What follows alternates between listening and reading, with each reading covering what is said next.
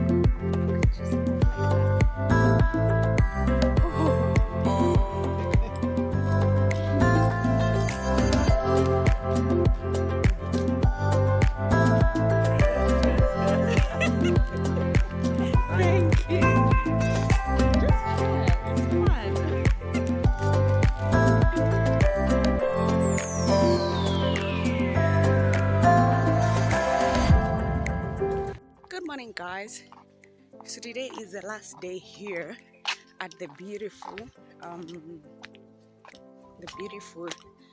family safari. So I haven't shown you guys the pool area where there's a restaurant and the kitchen and a bar, so I want to show you that today. And today I'm early. Yesterday they almost closed the kitchen for breakfast, and that's when I was showing up. So today I'm so early, I just want to show you around.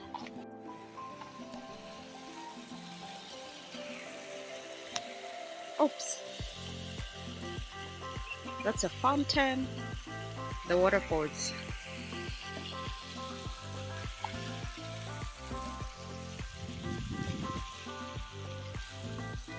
Unfortunately, I did not swim because it's been cold.